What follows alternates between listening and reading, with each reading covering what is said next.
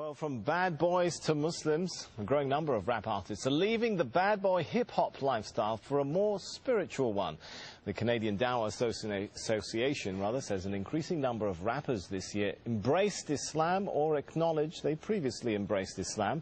Among the names, Busta Rhymes, Loon, Napoleon, Castro and Raekwon. Well, Amir Junaid Muhaddith, better known by his stage name Loon, is one artist hoping to change the lyrics and message of rap following his own religious conversion. Well, Loon was part of P. Diddy's Bad Boy Records. He accepted Islam in 2008 on a tour in Dubai. He joins me now from Saudi Arabia, where he's just finished performing an Umrah or minor religious pilgrimage. Thanks so much for joining us. You kind of look a little bit different to me today than how we've been seeing you in those pop videos. Is Loon still in there somewhere? Nah, Loon is working his way out of my system, you know. Just happy to be, accepting Islam and finding the peace of mind that I was always searching for in the music business. And it was very difficult to find this place in my life now, but thanks to Islam, I've been able to, complete my search, and now I'm very much at peace. So I take it you're no longer a bad boy? No, bad boy days are over. Now I'm what you call a good boy.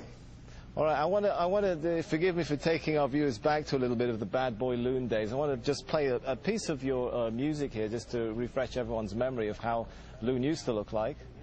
Well, I guess the question now is, will you continue to rap? Well, right now I'm very much focusing on, studying Islam and becoming more knowledgeable of the deen. Because, being in a position of influence, I have to be able to, protect myself in ways, the media sometimes, try to use these transitions that artists make and try to make it, an opportunity to make a mockery of Islam or whatever faith a person might choose. So I'm, very much an advocate of trying to study the deen and become more knowledgeable of Islam. And, right. Allah knows best. Maybe maybe I won't. Yeah, in addition to studying your new religion, I understand you're also working with another group of rap artists to try and change the message of rap itself. Is that possible? I mean, rap hails from the hardened neighborhoods of the West. The lyrics sometimes attack, threaten, insult others. Can rap be rap without all of that? Well, that's something I think all of us as artists who, accepted Islam are struggling with, because of the very, very fine line, With me, I actually really love the music, but it's the lifestyle that's really the bad influence, The music sometimes can be geared towards things that influence people to do positive things, but the actual, part that detours people from, practicing their faith or concentrating on positive things is really the lifestyle. All right, I've got to ask you this one now. I want you to give us the first post-Islamic conversion rap of Loon live here in Al Jazeera. Oh man, you catching me off guard now, because I really, like I said, I've veered away from that lifestyle for a second. Come on, just a sentence or two. I know there's still a bit of Loon in there somewhere. I don't know. I mean, for the most part, let me see. You got me there, man. You got me there. All right. Well, I'll give you a minute to think about that. Maybe we'll come back to it. But yeah, we'll come back to that. Rap was, seen in many parts of the world, particularly this part of the world, as a really Western cultural product, a threat to local cultures. Could it become something of an instrument for introducing Eastern culture back to the West, if many of you guys are adopting Islam? Well, what I think is the most, the mass audience that we reach as artists, particularly in the club.